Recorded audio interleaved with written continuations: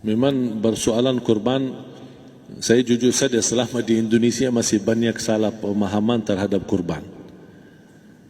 Dan saya pernah berkata, memang Islam kita di Indonesia Islam keturunan. Ya, jadi asal tahu saja. Ya, tapi dari segi belajaran, mohon maaf ya kita terlalu jauh terhadap pemahaman. Yang saya maksud, kita melaksanakan sesuatu tapi kita sudah belajar, sudah tahu, bukan hanya asal saya dengar, saya lihat, saya bukan sebatas itu, tapi kita punya dasarnya. Dan ini kelemahan kita, di antaranya kurban. Saya pernah mendengar, bukan malah sering mendengar soal kurban dihitungkan berorang. Jadi keluarga suami istri sama 5 anak berarti jumlah 7, wajib sapi. Kalau kurang daripada itu, atau misal suami istri tidak mampu, boleh ini tahun kurban kambing atas nama suami, tahun depan atas nama istrinya. Ini hal keliru sebenarnya. Yang dihitungkan soal kurban beda sama akikah dan beda sama zakat fitrah. Zakat fitrah sama akikah terhitung berorang. Akikah laki-laki 2 kambing, perempuan 1. Kalau tidak mampu boleh. Kalau ada kembar, laki sama perempuan berarti 3 kambing. Tapi kalau tidak mampu boleh 1 kambing, tidak masalah. Dan tidak ada istilah sekarang saya kurban tapi nanti sisanya seolah-olah ada hutang sama Allah. Sesuai kemampuan kita. Di antaranya kurban. Kurban hitungannya berkeluarga, bukan berorang. Buktinya Rasulullah SAW dan juga cerita Nabi Ibrahim. Ketika Nabi Ibrahim mau sembelih Nabi Ismail, Allah turunkan apa? Mengganti sembelihan Nabi Ismail dengan ekor kambing dari surga. Berapa ekor kambing? 1. Padahal Nabi Ibrahim punya istri 2 dan anak. Ada istri Siti Hajar dan Sarah. Kemudian anaknya Ismail dan Ishak. Berarti semuanya berapa? 5. Kenapa Allah tidak turunkan 5 ekor kambing? Karena hitungannya memang 1 keluarga. Yang kedua, Rasul sendiri sembelih 2 kambing. Pertama, Bismillah atas nama Muhammad dan keluarga Nabi Muhammad. Padahal kita tahu keluarga Nabi Muhammad SAW termasuk keluarga besar. 11 istri, belum lagi anaknya, laki-laki sama perempuan. Ada yang hidup maupun sudah mati. Sudah termasuk semua. Yang hidup maupun mati. Yang kedua, Rasul sembelih sembelihan yang kedua atas namaku dan umatku. Umat ini berapa miliar? Cuma 1 ekor kambing. Kenapa Rasulullah SAW berkurban atas nama dirinya dan umatnya? Saya mengambil salah satu di sini tanda sayangnya Rasul kepada umatnya. Jadi saya selalu berkata, orang miskin yang tidak mampu berkurban seharusnya bangga di hari kurban, karena Rasul sudah kurbankan duluan atas nama dia. Jadi terima kasih ya Rasulullah, ingatkan kita. Yang kita tidak mampu, Rasul sudah. Bahkan kalau Rasul sudah kurban atas nama umatnya yang tidak mampu, berarti sudah terkabul.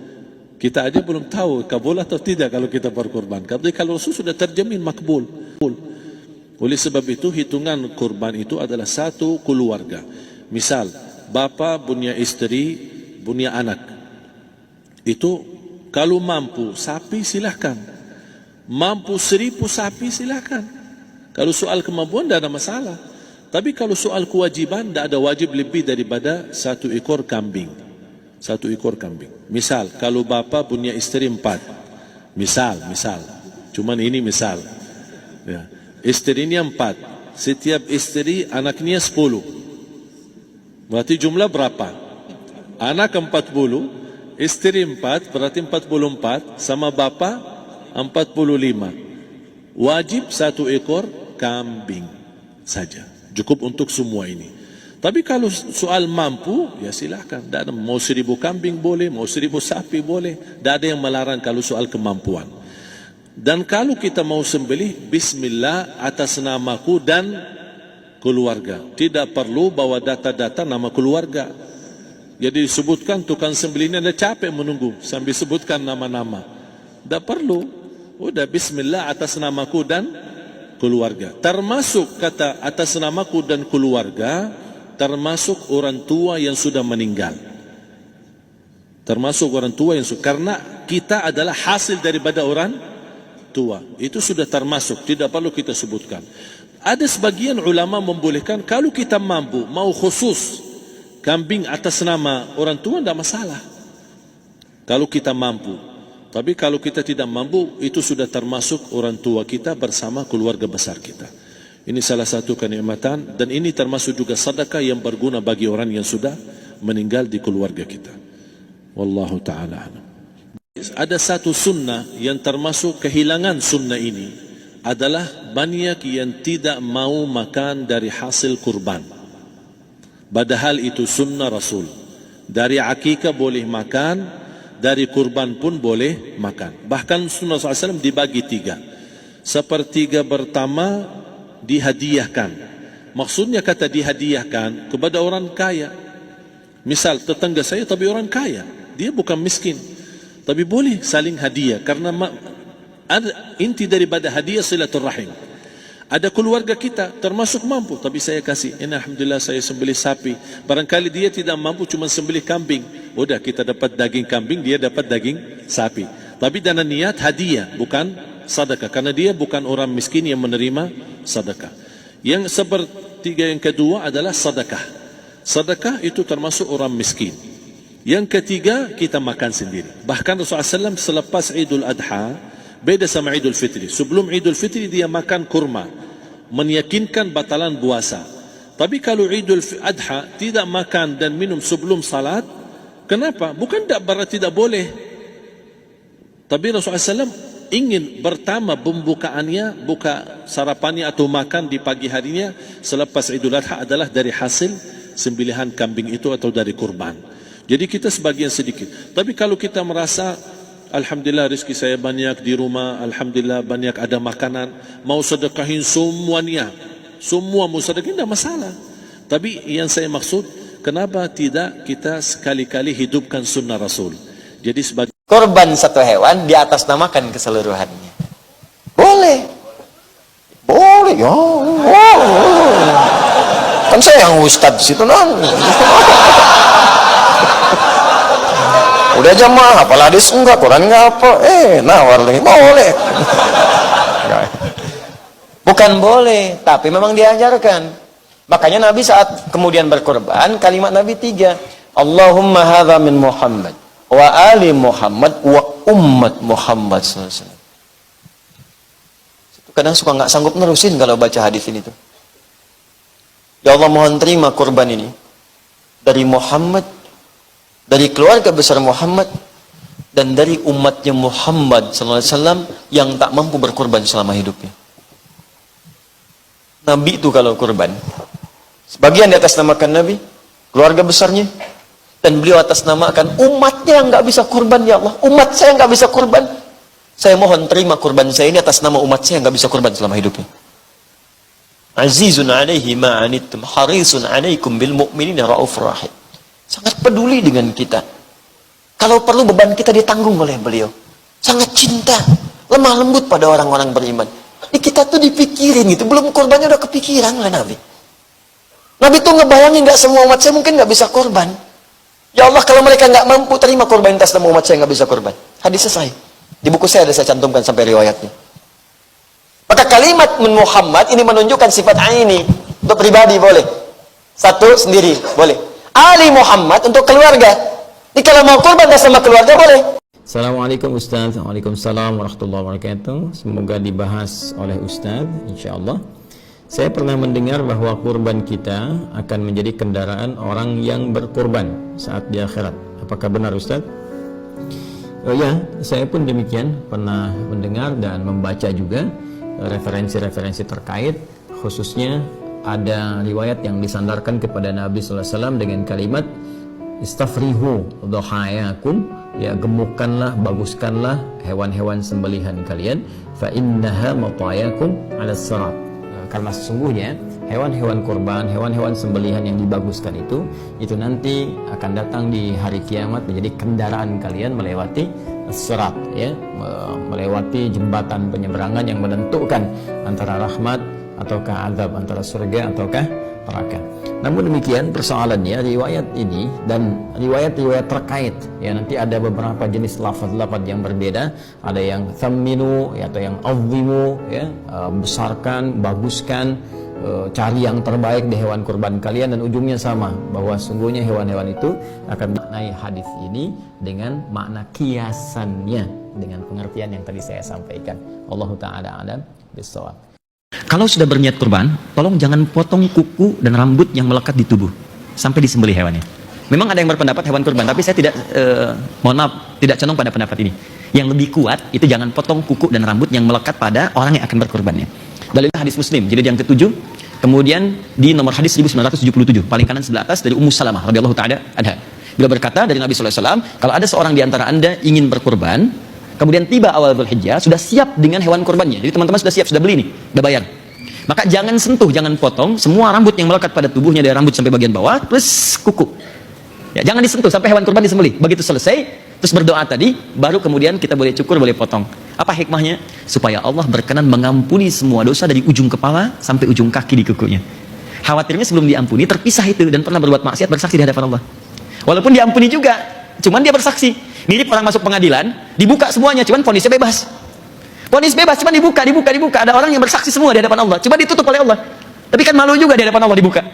Lebih baik tempat SP3 kan? Nggak dibahas, selesai. Dipotong semua, habiskan semua. Begitu di sana membaca Bismillahi Allahu Akbar, lontar jumrah, di sini menyembelih. Sifat hewani kita sembelih Bismillahi Allahu Akbar dengan bacaan yang sama. Tanggalnya sama, 10. Bismillahi Allahu Akbar. Baru menghadap ke kiblat, inni wajjahtu wajhiya lilladzi fataras samawati wal arda hanifan musliman wa ana minal musyrikin. Inna salati wa nusuki wa mahyaya wa mamati lillahi rabbil alamin. La syarika lahu bidzalika umirtu wa ana. Banyak diucapkan, tapi yang jarang masuk ke hati. Ya Allah, hari ini aku pasrahkan diriku sepenuh hati dan jiwaku, sepenuh diriku. Jika aku pernah beramal sampai dengan korbanku saat ini, maka semua aku niatkan untukmu ya Allah. Ya Allah, jika aku masih ada punya kesempatan hidup dari mulai saat ini, maka mohon bimbing aku lebih baik daripada hari sebelumnya. Tapi jika aku wafat hari ini ya Allah, mau mati, mohon jadikan wafatku wafat yang baik dalam hari ini. Jika engkau masih berikan aku kesempatan untuk menjalani kehidupan, aku berjanji mulai detik ini, aku akan tunduk patuh pada semua ketentuan. Wa ana minal muslimin, atau wa ana awwalul muslimin. Kalau ada orang pertama yang akan tunduk, aku sekarang orang pertama yang akan tunduk ya Allah. Aku berjanji akan jadi muslim yang lebih baik lagi daripada hari sebelumnya. Apakah boleh orang berkurban memakan daging hewan kurbannya? Bapak kurban, iya. Jangan makan dagingnya nanti ya. Itu tak boleh dimakan. Dapat dari mana? Entah, begitulah kata nenek moyang kami dulu. Fakulu minha, makanlah, malah disuruh. Mana ayatnya Pak Ustaz? Itu penting bagi saya kan. Sepertiga untuk yang berkurban, sepertiga untuk sahabat, kerabat, tetangga, handai tolan, famili, sepertiga untuk fakir miskin. Ada satu sunnah yang termasuk kehilangan sunnah ini, adalah banyak yang tidak mau makan dari hasil kurban. Padahal itu sunnah Rasul. Dari akikah boleh makan, dari kurban pun boleh makan. Bahkan sunnah SAW dibagi 3. Sepertiga pertama dihadiahkan. Maksudnya kata dihadiahkan kepada orang kaya. Misal tetangga saya tapi orang kaya, dia bukan miskin, tapi boleh saling hadiah karena ada inti daripada hadiah silaturrahim. Ada keluarga kita termasuk mampu, tapi saya kasih, ini alhamdulillah saya sembelih sapi. Barangkali dia tidak mampu cuma sembelih kambing, udah kita dapat daging kambing, dia dapat daging sapi. Tapi dengan niat hadiah, bukan sedekah, karena dia bukan orang miskin yang menerima sedekah. Yang sepertiga yang kedua adalah sedekah. Sedekah itu termasuk orang miskin. Yang ketiga kita makan sendiri. Bahkan Rasulullah SAW selepas Idul Adha, beda sama Idul Fitri. Sebelum Idul Fitri dia makan kurma, meyakinkan batalan puasa. Tapi kalau Idul Adha tidak makan dan minum sebelum salat, kenapa? Bukan tak berarti tidak boleh. Tapi Rasulullah SAW ingin pertama pembukaannya, buka sarapannya atau makan di pagi harinya selepas Idul Adha adalah dari hasil. Apa hukumnya kurban dalam bentuk arisan? Kurban arisan.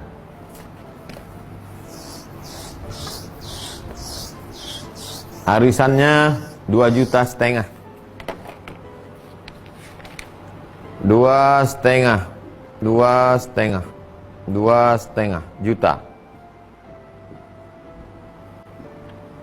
2,5. 2,5. 2,5. Arisan lah kita. Arisan. Kita goncang ya. Siapa yang keluar namanya, dia yang kurban tahun ini. 2,5 harga peserta kurban. Begitu diguncang, keluar nama C, maka dia yang berkurban tahun ini. Yang lain membayar. Maka sesungguhnya si C ini sedang berutang. Berutang kepada siapa? A, B, D, E, F. Pertanyaannya, bolehkah kurban ngutang? Dah jelas bahwa pertama akad dia adalah akad hutang. Ridho semua peserta ini. Ridho. Akan dibayar. Selama berapa tahun ini? Setahun, 2 tahun, 3 tahun, 4 tahun, 5 tahun, 6 tahun. Kalau mati di antara berenam ini, ahli warisnya yang terima. Namanya arisan. Akadnya hutang ridho, sah. Muncul pertanyaan nomor 2. Apa hukum kurban berutang? Hutang terbagi 2. A. Yurja ada uhu. Ada yang bisa diharapkan membayarnya. B. Tak ada yang diharapkan membayarnya. Jadi kita tanya si C nih. C, ya. Kau kan berutang sama kami nih. Iya. Apa yang kau harapkan membayarnya? Insya Allah tahun depan rumah sewa saya itu akan dapat uang 2,5 juta. Itulah yang kuharapkan membayarnya. Sah. Kalau ada yang diharapkan membayarnya, sah. Tapi kalau pas di C ditanya, C, iya, ini kan kami ngasih duit ke kau tahun ini, kau kan utang nih ya. Terus kau bayarnya gimana? Kuserahkan kepada Allah Subhanahu Wa Taala. Tidak bisa. Jadi kalau lulus 2 ini, akadnya akad hutang, dan hutangnya termasuk hutang jenis pertama yang ada diharapkan membayarnya, maka arisan kurbannya itu hukumnya mubah, boleh, hanya teknisnya saja. Tapi kalau tidak seperti ini, maka tak bisa diterima. Transaksi, akadnya itu tak jelas.